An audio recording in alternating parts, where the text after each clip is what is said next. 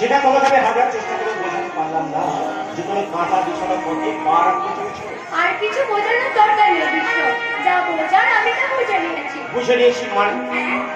বলে কি বুঝেছো নাকি তুমি? তোমার সংসারে কি যেন বাবা দুবেলা হাড়ি চড়ে না, দাদার অবর্তমানে অভাবের সংসারের চল তোমার সাথে, বাড়িতে অসহায়া মাতৃসম বৌদি ইত্যাদি ইত্যাদি। আর এত কিছু বোঝার পরে তুমি তোমার প্রতি আমার ভালোবাসা গভীর থেকে গভীরতর হয়েছে মশাই। কারণ কারণ আমি ভালোবাসি তোমার অবস্থাকে নয়, তোমাকে, তোমার মনের মন্দিরকে বিশ্ব।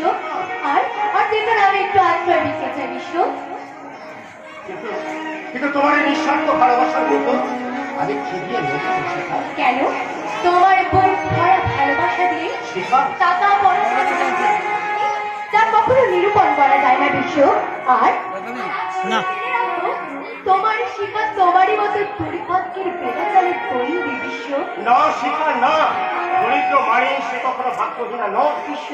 শত অভাবনটনের মাঝে গড়ে তোলা যায় ছোট ছোট মেয়ে, সংসারে গড়ে তোলা যায় সংসার মন্দির। আর সেই সংসার মন্দিরে আমাকে দেবদাস যাওয়ার সুযোগ দিও।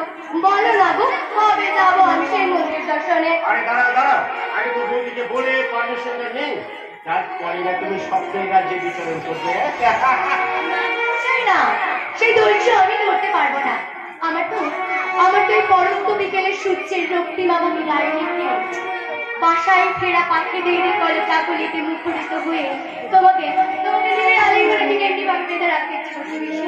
আসে নিবিড় আলিঙ্গনে আগত থেকে আমি তোমার নিষ্ঠুরতি দৃষ্টি নিবন্ধ করি, শুভ দৃষ্টির দৃষ্টিতে ভিজে বলি, আজ মন চেয়েছে আমি হারিয়ে যাব, হারিয়ে যাব আমি তোমার সাথে। আজ মন চেয়েছে আমি হারিয়ে যাব, হারিয়ে যাব আমি তোমার সাথে। সেই কিছু সময় তোমার হাতে আজ চেয়েছে আমি হারিয়ে যাব, হারিয়ে যাব আমি তোমার সাথে।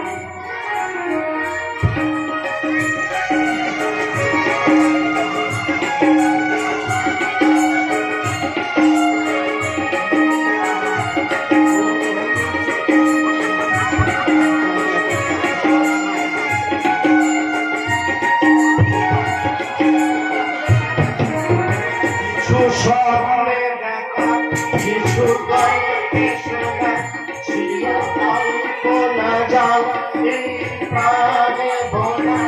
কিছু স্বপ্নে দেখা কিছু গল্পে শোনা ছিল কল্পনা, যাও এই প্রাণে বোনা। তার রাজে রানা তুলি ছোঁয়া গাঁ বুড়িতে চেয়েছি আমি হারিয়ে যাব, হারিয়ে যাব তোমার সাথে। আজ বলছি হারিয়ে যাব।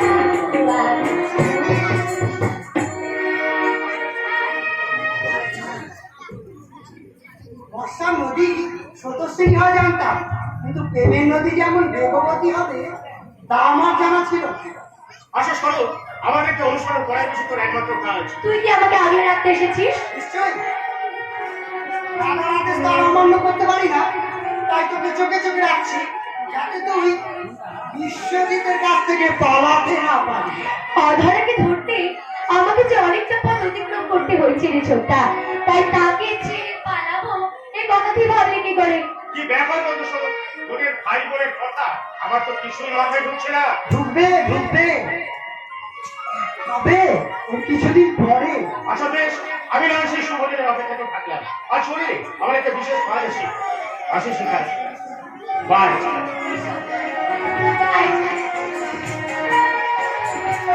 কিরে এমনি মিথ্যা দেশাতি করে আর কতদিন ওকে ধরে রাখতে পারবি? সারা জীবন পারবো রে ছোটদা, পারতে যে আমাকে হবে। কিন্তু দাদা যদি জানতে পারে?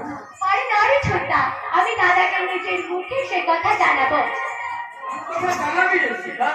কোন কথা বলতে তোর এত সংকোচ? সংকোচ কিসের দাদা? তবে যখন যেটা প্রয়োজন তখনই সেই কথাটা বলা উচিত। কিন্তু তোরা এই দুজনে অসময়ে পার্কে কেন? কি আর বলবো দাদা, দুজনেই বেড়াতে বেরিয়েছিলাম, হঠাৎ এই পার্কে দেখা হয়ে গেল। তা বেড়াতেই যখন বেরিয়েছিস, ওদের এই পরনে সরানোর বেশ কেন? দাদা, নাকি তোরা কাউকে বোঝাতে চেষ্টা করছিস যে তোরা কোনো সাধারণ পরিবারের ছেলে মেয়ে? দাদা তুমি যে ঠিক কি বলতে চাচ্ছো? বুঝতে পারছিস না তাই না? নাকি না বোঝার ভান করছিস? না মানে দাদা, আমরা তো কোনো বৈহিত কাজ। করিসনি তা আমি জানি, আর তোর কণ্ঠস্বর কেন কাঁপছে তাও আমি জানি। দাদা, আমি এতটা বোকা নই যে তোরা দুজন আমাকে যা বোঝাবি আমি তাই করব। আমি সব সহ্য করতে পারি, কিন্তু আমার এই আভিজাত্যের অপমান কিন্তু আমি দাদা, কোনো কিন্তু বেড়ায় আমি তোমাদেরকে আটকে রাখি। স্বাধীনভাবে চলাফেরায় তেমন কোনো বাধা নিষেধ নেই। তেমনি মনে রেখো, স্বাধীনতার অপর নামও কিন্তু স্বেচ্ছাচারিতা নয়। কথাটা যেন স্মরণ থাকে। বুঝলি, দাদা সব জানতে পেরেছে। এবার কিন্তু তোকে সাবধানে থাকতে হবে। কিন্তু কিন্তু বিশ্বজিৎকে ছাড়াতে আমি একটা মুহূর্ত বাঁচতে পারবো না রে ছোটদা, একটা মুহূর্ত বাঁচতে পারবো না। আর আমিও তোকে মরতে দেবো না, আমি বলছি। ছোটদা, যে কোনো উপায়ে বরদার সম্মতি আদায় করে আমি তোকে বিশ্বজিতের ঘরে পাঠাবো। ছোটদা, এই যে শোনো, এদিকে বিশ্বজিৎকে আসতে দেখেছো? হ্যাঁ, কিছুদিন আগে তো তার সঙ্গে আমার কথা হচ্ছিল, কিন্তু হঠাৎ বিশ্বজিৎকে খোঁজ কেন? আসলে ওর দাদার মৃত্যু শোক সভায় আমি ঘোষণা করেছি ওইভাবে ওর দাদার শূন্যস্থানের অধিকারী। কিন্তু দাদার শূন্যস্থান পূরণ করা আমার পক্ষে কিছুতেই সম্ভব নয়। কিন্তু আমি তোমাদের বাড়িতে গিয়েছিলাম, তোমার বৌদি সম্মতি দিয়েছে। আপনি বৌদি? হ্যাঁ, সম্মতি দিয়েছে, আর সবটাই সঁপে দিয়েছে তোমার উপর। এখন তুমি যা ভালো বুঝবে। সব বোঝাবুঝি করা আমার শেষ হয়ে গেছে, আমার সিদ্ধান্ত আমি আসছি।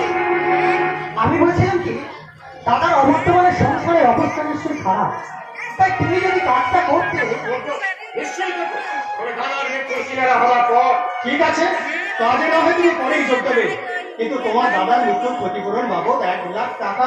আপনি আমায় ক্ষমা করতে জয় বাবু, দাদার ওই রক্তমাখা টাকা রেখে সত্যিই হাতে নিতে পারবো না। বিশ্বজিৎ, কিন্তু আমার দাদার স্বপ্নের সংসার মন্দিরে যে অভাব নেমে এসেছে তা বচন করতে প্রয়োজন হলে আমি মুখ করব, রিক্সা চালাবো, ফেরা ফেলবো, দাদার ওই রক্তমাখা টাকা আমি কিছুতেই মুখে করবো না। আমি সেই দাদাকে করছি না, অপরাধের উপযুক্ত শাস্তি, আর তা যদি না হয় তাহলে খুনের বুকে রক্ত নেই আমি সম্পর্ক কেন